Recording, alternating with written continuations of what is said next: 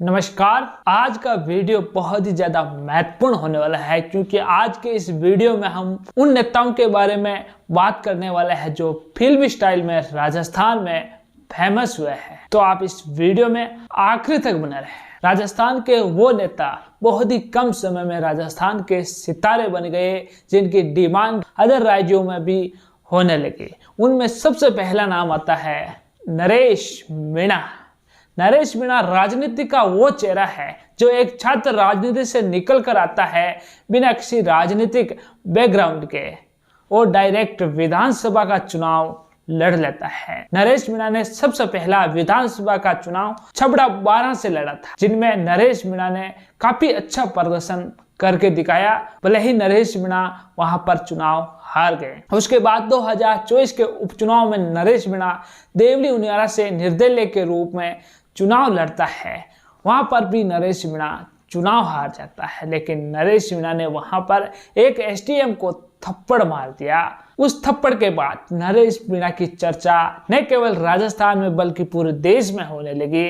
नरेश मीणा फिलहाल जेल में बंद है। नरेश मीणा की रिहाई की मांग हजारों लोग कर रहे हैं। देश की राजनीति में एक नया नाम शामिल हो गया है जो एक फिल्म स्टाइल में थप्पड़ मारने के बाद पूरे देश में चर्चा का विषय बन गया। इनके बाद हम बात कर लेते हैं रविंद्र सिंह पाटिल की। यह भी एक छात्र राजनीति से निकल कर आते हैं और चुनाव लड़ते हैं और पहला ही विधानसभा का चुनाव जीत जाते हैं। ये कोई फिल्मी स्टाइल से एंट्री कम नहीं है।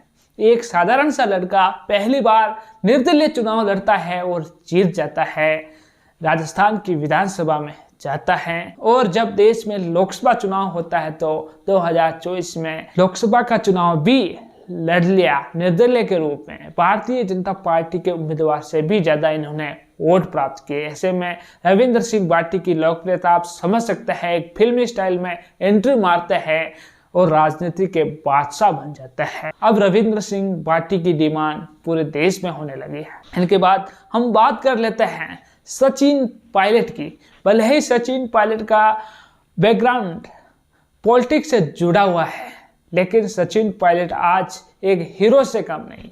सचिन पायलट की डिमांड न केवल भारत के अलावा अदर देशों में भी होने लगी है। सचिन पायलट को कई देशों में मोटिवेशन के तौर पर बुलाया गया है। ऐसे में आप मान सकते हैं सचिन पायलट कोई सेलिब्रिटी से, कोई हीरो से कम नहीं है।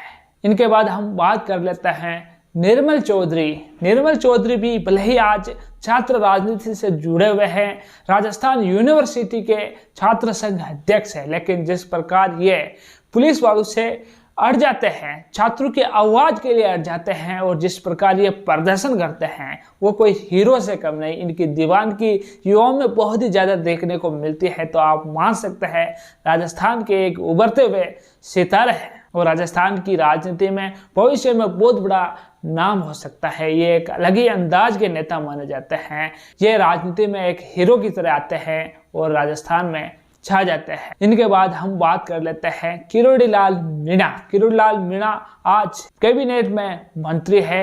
राजस्थान की राजनीति का बहुत बड़ा नाम है। भारतीय जनता पार्टी के वरिष्ठ नेता है। ये बुजुर्ग होने के बाद भी आज पार्टी के लिए लड़ते हैं। जब राजस्थान में 2018 में कांग्रेस की सरकार थी तो ये भारतीय जनता पार्टी के एकमात्र ऐसे नेता है जो वरिष्ठ होने के बाद भी, बुजुर्ग होने के बाद भी विपक्ष में बैठी कांग्रेस के खिलाफ कई आंदोलन किए और पूरे देश में चर्चा का विषय बन गए। ऐसे में आप समझ सकते हैं ये एक हीरो से कम नहीं। तो साथियों, ये थे राजस्थान के वो सितारे जो एक फिल्मी स्टाइल में अपना नाम कमा चुके हैं और राजस्थान की राजनीति के बादशाह बन चुके हैं। सचिन पायलट तो पूरे देश की राजनीति के बादशाह बन चुके हैं। तो साथियों, इन सब को लेकर आपकी क्या राय है कमेंट सेक्शन में जरूर लिखें। और आपने अभी तक हमारे चैनल को सब्सक्राइब नहीं किया तो जल्दी ही सब्सक्राइब कर दें, बेल आइकन को दबा दें। इस वीडियो को ज़्यादा से ज़्यादा लोगों के साथ शेयर करें। धन्यवाद।